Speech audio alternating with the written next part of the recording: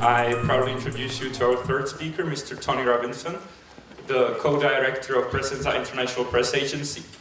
For over 20 years, he has been an activist in the humanist movement that promotes personal and social change through active nonviolence. Mr. Robinson is currently the international spokesperson for the organization World Without Wars and Violence, and a member of the Global Council of Abolition 2000, a network of more than 2,000 anti-nuclear organizations. Mr. Robinson, the floor is yours.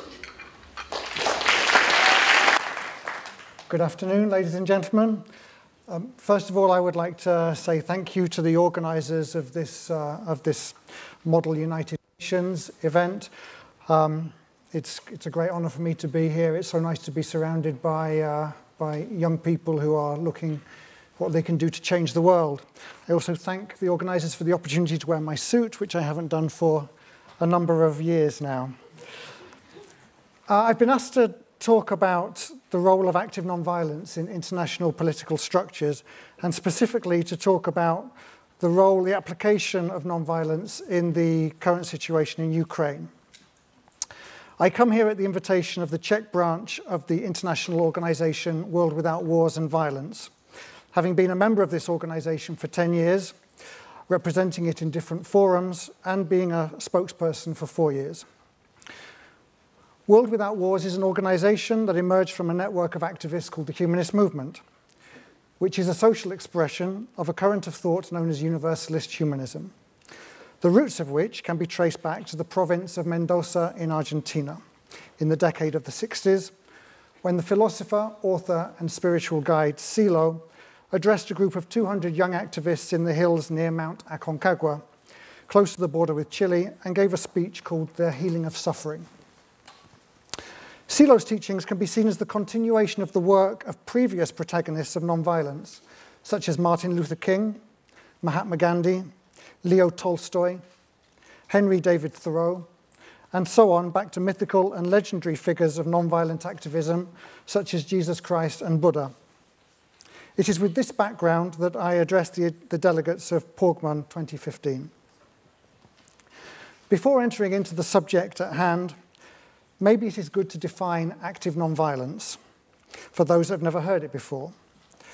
However, before doing this, we'll take one step further back and we'll look at the theme of violence, because once we are clear on what violence is and understand its characteristics, then we can proceed to look at its opposite, nonviolence, and from there we can see how to apply it actively in the world. Violence is multifaceted. Today, violence has penetrated all aspects of life. It appears continually and on a daily basis in many forms. It affects our relationships with other people and the way we feel about ourselves. Firstly, the most obvious form is physical violence, and nearly always the media equates violence to physical violence. Here we include physical violence between individuals with or without weapons, such as war between nations, physical assaults between individuals or groups, rape, domestic violence, etc. But there are many other forms of violence that do not exert physical pain directly on individuals. Such forms include economic violence, which can be the exploitation of some human beings by others in the workplace, discrimination at work, child labor, unfair tax systems, unfair banking systems. Political violence can be expressed as electoral systems that don't give representation to all political parties, unelected people in positions of power, dictatorships, exclusion of citizens from real participation in decision-making processes. Ideological violence exists in the form of the prohibition of free thought, communication media exclusively in private ownership, the manipulation of public opinion, censorship, religious violence, the restriction of human freedom according to dogmatic texts, thought control, heresy, and we could go on. If we analyze contemporary society, and indeed society throughout history, we continually encounter violence restricting freedom. If we want a more synthetic definition of violence, then we can say that violence is any action that causes physical pain and mental suffering to other human beings. If you want to be even more shorter, we can say that violence is the act of dehumanization. Anything that stops a human being from expressing their intentions freely in the world. In other words, violence is when I force you to do something you don't want to do. Let's bear this in mind during this talk. Non-violence, then, is the opposite of violence. If my actions in the world don't cause physical pain and mental suffering to others and myself, then I'm non-violent. If my actions do not stop others from expressing their intentions in the world, if my actions do not dehumanize others, then my actions are non-violent. Non-violence, as a principle, can be found in all of the world's major religions.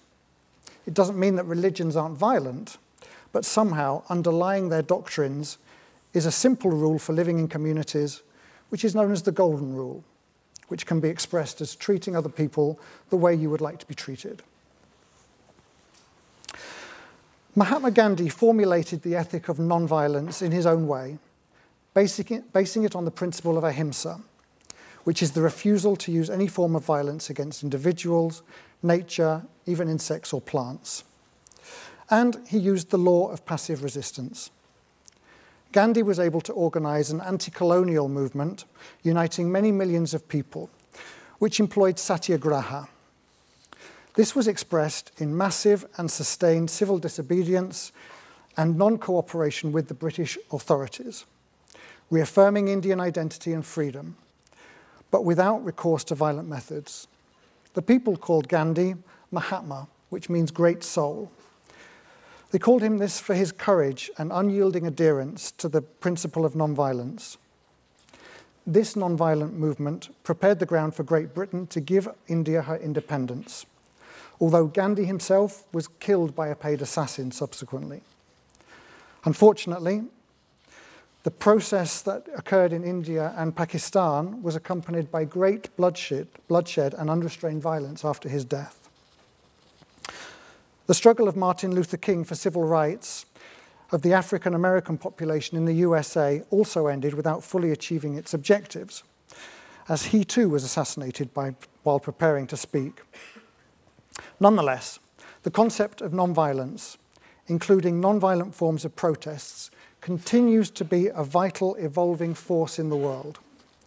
Daily mass actions by workers, meetings and protest demonstrations, strikes, women's and students' movements, economic boycotts, neighborhood newspapers, periodicals, TV shows, radio shows, all these constitute the contemporary forms of the ethic and practice of nonviolence.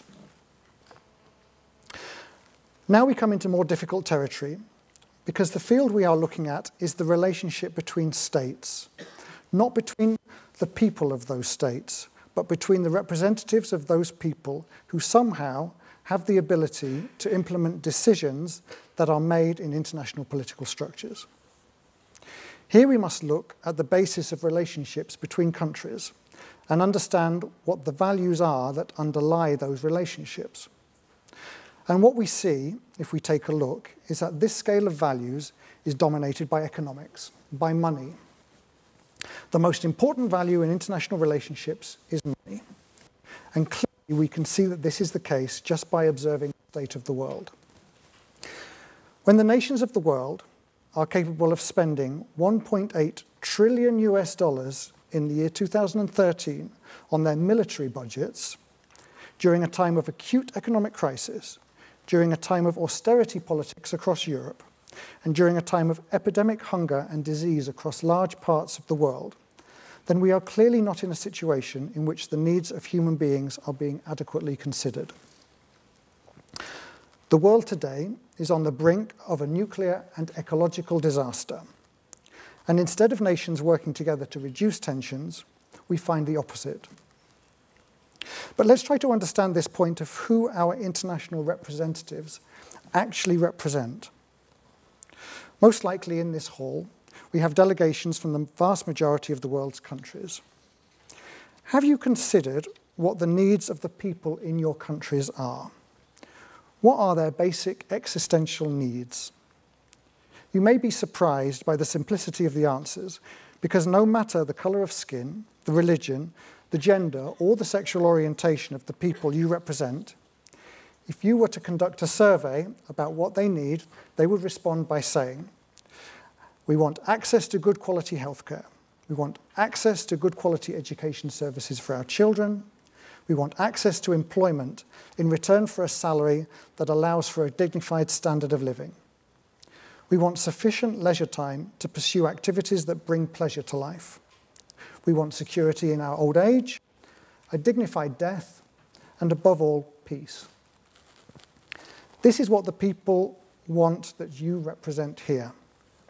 Very few people say, we want to kill people in that country because of their religion. We want to kill people in that country so that we can access their natural resources. We want to enslave people in that country so that we can have cheap clothes and electronic equipment. We refuse to help those people improve their healthcare and education systems. We refuse to make science and technology available that makes life easier for people. We want nuclear weapons. The people do not want this. So how did we get to a situation where ordinary human beings are perfectly happy to coexist in conditions where there is progress for all and by all, and yet our elected and non-elected representatives are unable to organize it? Put simply, it's because there are outside unelected interests that control the global economy, the financial system, the military, and the media. And they are working together to control the planet for their own purposes and not for ordinary human beings. They do this through controlling or being the representatives themselves of the governments that you represent here today. But it's not all bad news, because despite the lack of representation of ordinary people's interests in international forums, there are positive examples in national politics where proposals for peace and non-violence have been implemented. Normally, these developments happen after a war, but not always. We'll take a few examples. In the case of Bhutan, a small nation in the Himalayas bordering China and India, instead of putting exclusive importance on the size and growth of its economy, it puts importance on the well-being and happiness of the population using a measurement called gross national happiness.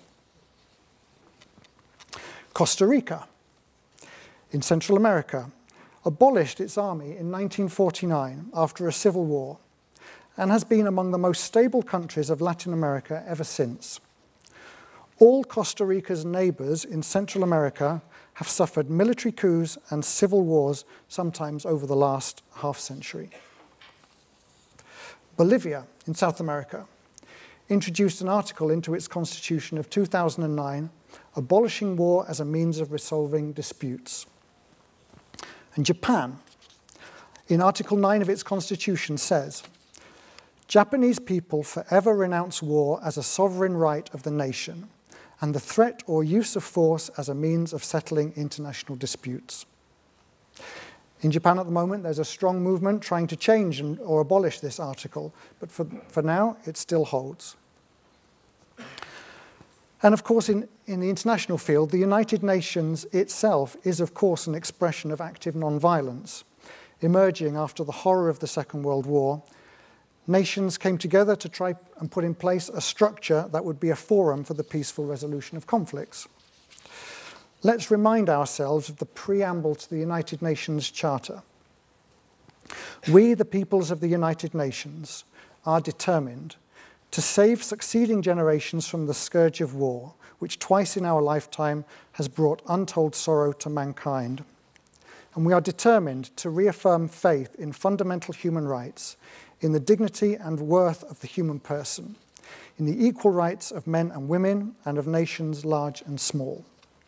We are determined to establish conditions under which justice and respect for the obligations arising from treaties and other sources of international law can be maintained.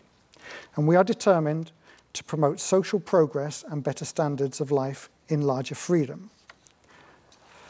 And for these ends, we are determined to practice tolerance and live together in peace with one another as good neighbours. And we are determined to unite our strength to maintain international peace and security. And we are determined to ensure by the acceptance of principles and the institution of methods that armed force shall not be used, save in the common interest. And we are determined to employ international machinery for the promotion of the economic and social advancement of all peoples. Therefore, we have resolved to combine our efforts to accomplish these aims. What an inspiring start for the United Nations. One of the first tasks they gave themselves was to abolish nuclear weapons. Sadly, 70 years later, we are still waiting for that to happen. But this is a problem of democracy and not the institution of the United Nations itself, which overwhelmingly votes in favor of nuclear disarmament year after year. Until the moment that governments realize that their values inflict violence on their own people and so change their country's direction, then we cannot expect them to adhere to the use of non-violence in international political structures. Nevertheless, despite the inverted values of national governments, there are a lot of indicators that humanity is evolving, and this is being codified into laws and treaties. The United Nations has been able to work to ban entire classes of weapons, chemical weapons, biological weapons, cluster munitions, landmines, and others. International law has developed to extend more and more human rights to individuals, notably to women and children. The Universal Declaration of Human Rights is one of the most inspiring documents ever to have been written. So somehow, opinions within the governments that you represent have been able to converge so that international treaties can be signed and ratified.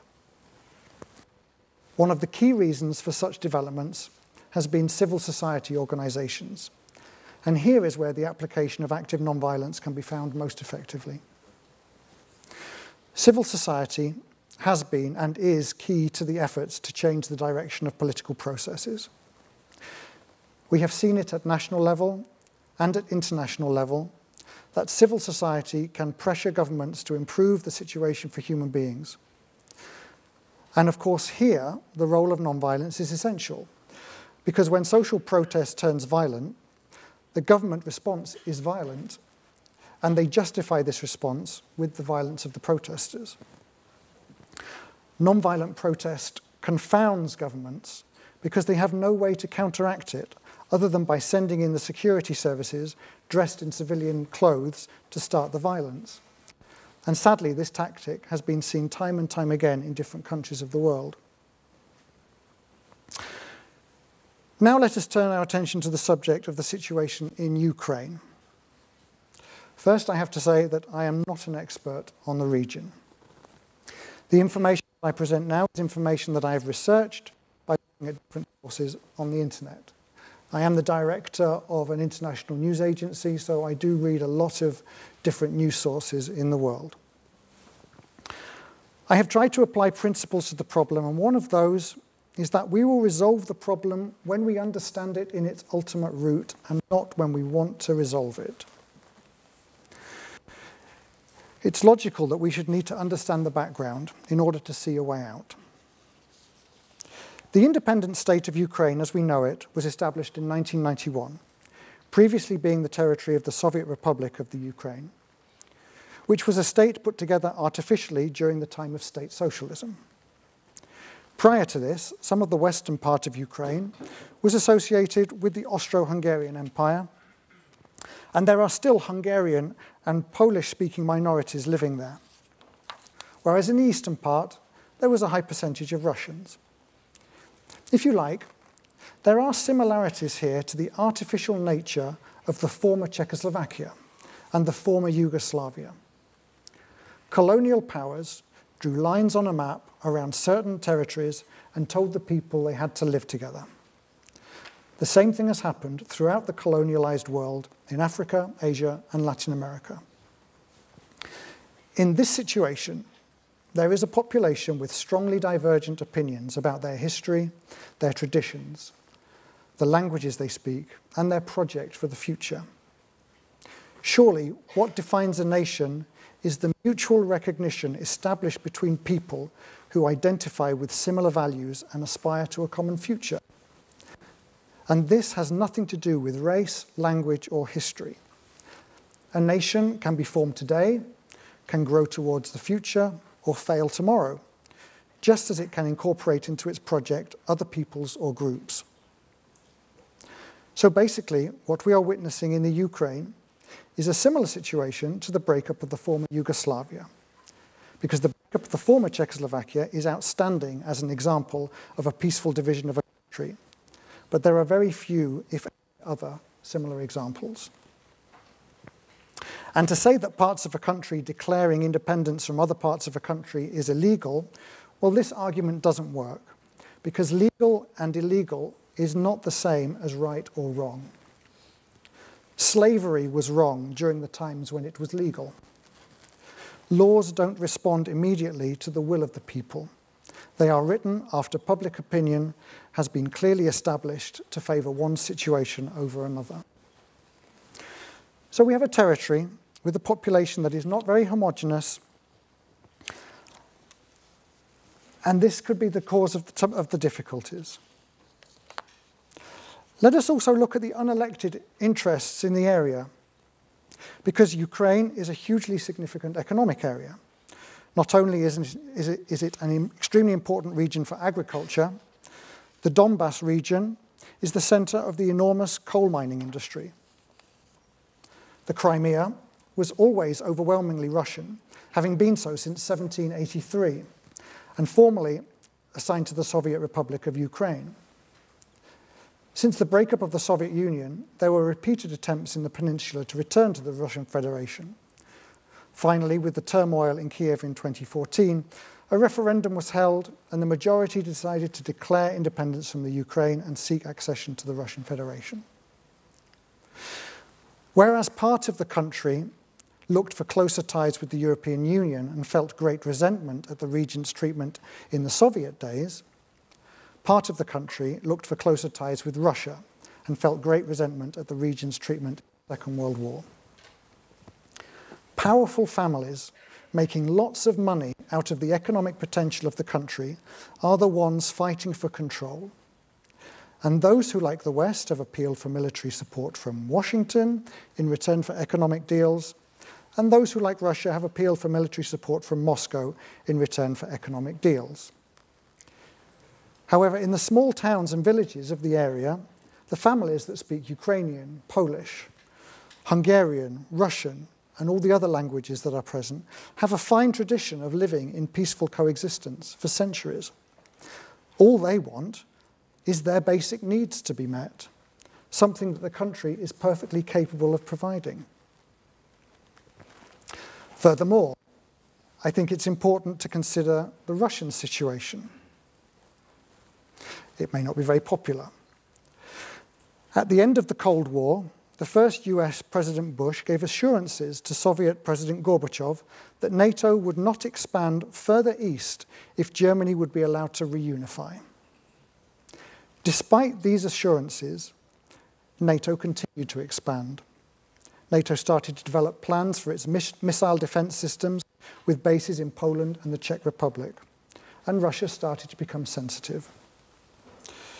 As time went by, Russia felt increasingly surrounded by US military bases. And it's not surprising, because according to reports, the US has a military presence in over 140 countries. And in 13 countries, there are more than 1,000 personnel. All in all, it seems that there are over 1,000 US military bases in foreign countries. Surely this is an absolutely unnecessary situation. Why does the USA feel the need to have all these bases? Have the same number of bases in foreign countries. To be in Russia and see NATO approaching closer and closer to your territory, breaking the agreements they made previously, installing military equipment that can easily be targeted at you, and now sending troops to fight in Ukraine.